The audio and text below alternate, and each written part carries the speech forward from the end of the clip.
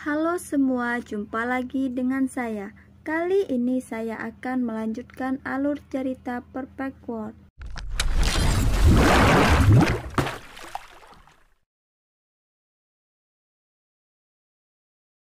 Pada saat ini, langit dan bumi benar-benar kacau. Tepat ketika duanya memperkuat kekuatan mereka untuk menggunakan kemampuan terbesar mereka. Awan merah keberuntungan tiba-tiba turun di langit. Mengapa sebuah bagian muncul? Surga, apa ini? Semua orang terkejut saat mereka menatap ke langit dengan tak percaya. Sebuah lorong emas turun. Sosok yang agung berjalan turun dari dalam. Individu itu tampak seperti dewa sejati yang sedang berputar-putar di langit. Kalian berdua telah mengganggu keseimbangan alam dewa kekosongan. Jika pertempuran tidak berhenti, hukuman akan terjadi. Dia membuka mulutnya lagi dan berkata, ada beberapa pilihan. Opsi pertama adalah kalian berdua pergi. Dan yang kedua adalah terus bertarung dan akibatnya dibuang olehku. Baik si Hao dan si Yi tetap diam tanpa mengucapkan sepatah kata pun di arena. Kamu memiliki opsi ketiga, yaitu memasuki medan perang langit. Sosok agung itu berbicara sambil berdiri di atas jalan emas. Kata-katanya menarik perhatian semua orang. Medan perang langit, seekor naga bertanduk tua bergumam pada dirinya sendiri. Itulah medan perang di mana para ahli suci yang perkasa berduel di zaman kuno. Benar, bahkan para dewa bertarung di sana. Di kejauhan, beberapa makhluk berdarah murni yang kuat berbisik dan berdiskusi di antara mereka sendiri. Si Hao dan si Yi berdiri di sana sambil saling berhadapan dari jauh. Keduanya tanpa ekspresi. Mereka yang bukan jenius tidak bisa memasuki medan perang langit dan semua yang bisa masuk akan diberi hadiah. Sosok ini jalur emas menjelaskan. Sosok itu juga mengungkapkan sepotong informasi yang mengejutkan si Hao dan si Yi. Yang ingin aku tahu adalah siapa kamu? Si Yi bertanya dengan suara tenang. Saya adalah utusan wilayah ini. Tugas apa yang Anda miliki? Si Yi bertanya lagi. Aku adalah kehendak dari alam dewa kekosongan dan bertanggung jawab atas perlindungan tempat ini. Dia menjawab dengan jujur. Saat berikutnya, si Yi bertanya apakah dia bisa menerima hadiah misterius yang dia berikan bertahun-tahun yang lalu jika dia memasuki medan perang langit. Jika kamu mengalahkan lawanmu di medan perang langit, maka itu bisa dilakukan. Ini adalah jawaban dari utusan. Hampir pada saat yang sama, si Hao juga membuat pertanyaan secara rahasia. Apakah dia bisa mendapatkan buku perunggu dengan mengumpulkan hadiah? Jika kamu berhasil mengalahkan musuhmu, kamu akan menerima hadiah besar. Jawab utusan itu dengan wajah tanpa ekspresi. Si Hao memutar matanya ke arah sosok itu dan berkata pada dirinya sendiri, kamu tidak hanya mengusirku saat ini. Kamu juga mencoba mengambil hadiahku untuk dirimu sendiri ketika aku membuka semua 10 lorong surgawiku.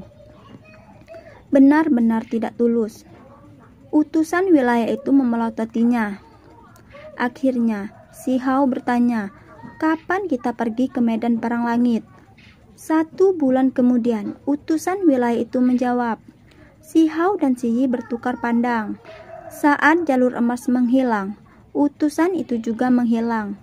Si Yi melihat ke depan. Segera setelah itu, dia tiba-tiba menginjak-injak tanah dan menyapu ke arah si Hao di depannya dengan kakinya. Si Hao bereaksi dengan acuh tak acuh. Keduanya berubah menjadi 2 garis cahaya yang terjalin. Kecepatan mereka terlalu cepat, dan pertempuran sangat tampaknya tidak pernah berakhir. Berlangsung selama 1 jam berikutnya. Akhirnya, tirai jatuh. Kedua pemuda tertinggi keduanya batuk darah dan terhuyung mundur.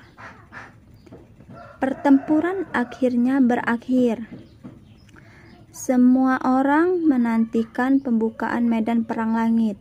Pertempuran tingkat dewa mungkin terjadi di masa depan. Negara api, tanah leluhur. Si Hao telah kembali setelah pertempuran berakhir. Setelah pertempuran berakhir, dia mundur sambil batuk darah. Cedera di dalam dewa kekosongan akan berdampak pada tubuh aslinya. Sejujurnya, ini adalah musuh nyata pertama yang pernah dihadapi si Hao. Kamu terluka. Wanita bermata besar dan beberapa pemuda menunjukkan ekspresi prihatin. Woliner menyerahkan pil obat. Si Hao tidak ragu dan langsung menelannya. Segera setelah itu, dengan cepat kembali membaik. Si Yi benar-benar individu yang menakutkan. Apakah Anda memiliki kepercayaan diri untuk mengalahkannya sebulan kemudian? Woliner bertanya. Dia memang tangguh. Selalu dikatakan bahwa murid ganda dapat membuka langit dan bumi. Jadi saya ingin melihatnya sendiri. Jawab si Hao. Apa yang kamu rencanakan setelah ini? Woliner bertanya. Mengolah. Ekspresi si Hao sangat serius dan serius. Sampai sekarang, hal terpenting adalah dengan cepat meningkatkan kekuatannya. Dunia luar saat ini sedang ramai. Apakah itu negara batu atau negara api? Dunia luar dalam keadaan kacau, dan bahkan beberapa negara besar sangat terganggu. Meski tak terlihat sosok mereka, nama mereka terus menyebar. Si Yi menghilang dari Martial Imperia Manor. Dia berjalan di sepanjang gunung dan sungai besar sendirian, menatap ke bawah air terjun besar dan menyaksikan matahari terbenam, mewarnai setengah cakrawala merah dengan santai. Ini juga merupakan metode kultivasi. Dia sendirian, tenggelam dalam pikirannya dan mendapatkan wawasan yang luar biasa. Sementara si Yi sedang dalam perjalanannya di tanah leluhur negara api. Medan pertempuran langit ini akan berada di langit wilayah transformasi spiritual. Anda harus mengeluarkan waktu untuk memikirkan bagaimana Anda akan menghadapinya. Woliner mengingatkannya. Semua daerah terhubung. Pemahaman alam ukiran mirip dengan alam lain manapun. Si Hao menjawab. Si Hao pergi ke pengasingan sekali lagi. Setelah menutup matanya, dia mulai mengukir pola. Sebuah simbol muncul di antara alisnya. Segera setelah itu, si Hao mulai membangun kunfeng kedua. Namun, itu terlalu sulit. Kunfeng adalah salah satu dari 10 setan kuno yang kemampuannya dikabarkan tak tertandingi dan surgawi. Namun, si Hao belum sepenuhnya memahaminya. Si Hao mengerutkan kening. Jalan ini terlalu sulit.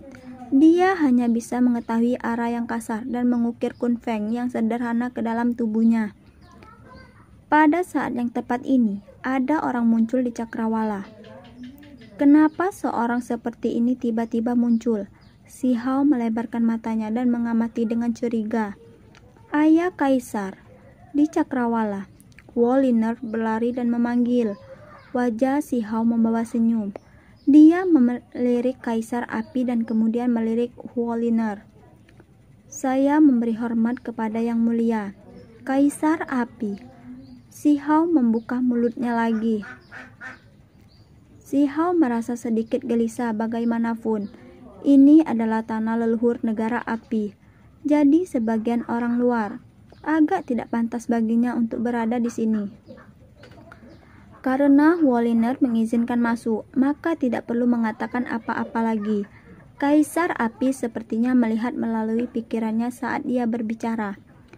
Aku ingin tahu apakah Kaisar Api dapat menawarkan panduan apapun. Si Hao bertanya dengan nada sederhana. Saya mendengar bahwa Anda agak berbakat dalam kultivasi, jadi saya datang untuk melihatnya. Si Hao sepertinya memikirkan sesuatu dan menatap Woliner.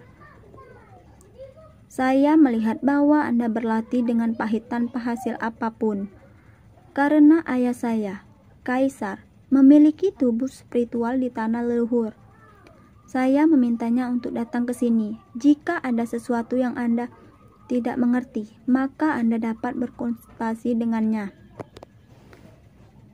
Ketika Si Hao mendengar apa yang dikatakan, dia mengangkat kepalanya. Ini benar-benar bukan kebaikan yang sedikit. Terima kasih banyak. Si Hao dengan serius mengucapkan terima kasihnya. Kenapa kamu tidak pergi dulu? Si Hao membiarkan Huo Liner pergi, dan dia sendiri berdiri duduk di atas sepotong batu kapur. Huo Liner pergi, dan hanya 2 orang yang tersisa. Dunia ini akan jatuh ke dalam kekacauan. Saya harap suatu hari Anda dapat memiliki kekuatan untuk membantu Huo Liner jika situasinya muncul. Kata-kata ini diucapkan dengan tenang dari mulut Kaisar Api, membuat pikiran Si Hao sangat gemetar. Kaisar Api dapat memandang rendah wilayah gurun. Dengan Anda di sini, siapa yang berani menyakiti sang putri? Siapa yang bisa meramalkan masa depan? Banyak karakter hebat akan jatuh. Jadi tidak ada yang tidak mungkin. Ketika Kaisar Api berbicara, dia tidak membuat janji apapun. Dia hanya mengucapkan kalimat ini untuk mempercayai tugas ini kepada Si Hao. Baiklah, aku akan melakukan apa yang aku bisa. Si Hao tidak membuat janji dan hanya menjawab dengan nada yang sangat serius. Jika ada area kultivasi yang tidak Anda ketahui, Anda dapat bertanya kepada saya, kata Kaisar Api. Si Hao tidak bertindak terlalu sopan dan dengan sungguh-sungguh meminta nasihat.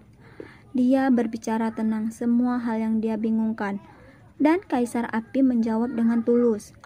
Kemudian, Si Hao berbicara tenang cahaya surgawi untuk membentuk kuali, lonceng, dan kunpeng dan dengan serius meminta nasihat. Ketika Kaisar Api mendengar apa yang dia katakan, tatapannya langsung naik secara dramatis. Jelas bahwa Kaisar sangat tergerak. Kamu sudah mencapai level seperti itu. Saat berada di alam transformasi spiritual, saya dapat mempraktikkan ini menggunakan ini untuk menerobos alam kultivasi. Saat ini, saya terhadap ketika mencoba membentuk kunfeng. Jawab Si Hao. Ketika Kaisar Api memandangnya, tatapannya menjadi agak aneh. Pikirannya tampak agak rumit, tetapi pada akhirnya, dia mengangguk dan berkata, kamu benar-benar tidak buruk. Kenapa kamu berbicara seperti itu? Si Hao dengan rendah hati bertanya. Selama jalur kultivasi banyak orang, bahkan jika mereka telah lama menjadi raja yang mulia, mereka masih tidak akan menyentuh masalah ini dalam hidup mereka. Itu hanya karena mereka tidak memiliki kualifikasi. Kaisar Api berbicara, dan setelah itu dia menghilangkan keraguannya. Setelah menjadi dewa, masalahmu mungkin teratasi. Pada saat itu, Anda akan melihat perubahan mendasar yang akan mengarah pada kekuatan surgawi yang menakjubkan. Ketika Si Hao mendengar apa yang dikatakan, dia tidak bisa menahan diri untuk tidak berkata-kata. Kaisar Api duduk di sana selama setengah hari. Akhirnya, dia pergi. Si Hao menundukkan kepalanya dan tenggelam dalam perenungan yang mendalam. Hari ini, manfaatnya tidak kecil. Paling tidak, jalannya menjadi lebih cerah. Itu akan cukup selama dia terus maju ke depan. Kalau begitu, aku akan mulai mengukir simbol sambil memahami misteri mendalam dari teknik berharga kunpeng pada saat yang sama. Si Hao bergumam pada dirinya sendiri sebelum memulai kultivasinya. Kaisar Api tidak datang ke sini dengan tangan kosong. Memberikan Si Hao sebuah istana surgawi. Itu muncul setelah tanah pecah di dalam magma. Si Hao masuk dan mulai fokus pada kultivasi. Adapun bantuan ini, dia sangat berterima kasih dalam hati. Mengukir ke dalam ingatannya kebaikan Kaisar Api. Yang paling dia butuhkan saat ini adalah waktu. Mengapa saya merasa berkultivasi di sini selama sehari sebanding dengan 10 atau bahkan 100 hari di luar? Karena itu, dia santai dan fokus pada studinya. Dia tidak takut menyia-nyiakan waktu dan mulai memahami Dao dan hukum alam tanpa khawatir. Akhirnya, istana kuno emas yang samar-samar mengeluarkan suara sutra yang agung dan agung yang dilantunkan. Segera setelah itu, cahaya warna-warni keemasan berputar-putar. Dia memahami teknik Kunfeng dan secara pribadi mengalami Dao hebat ini. Seolah-olah dia menjalani kehidupan Kunfeng sendiri. Itu adalah jenis perasaan yang agak menakjubkan. Si Hao meletus dengan gelombang energi yang menakutkan. Seluruh istana bergema sebagai tanggapan. Dan pada akhirnya, istana kuno emas yang samar-samar retak sebelum meledak. Keberhasilan, aku benar-benar memahami teknik berharga Kunfeng. Si Hao membuka matanya, kegembiraan dan terlebih lagi rasa puas terlihat di wajahnya. Dia secara tak terduga mampu memahami teknik secara menyeluruh hari ini.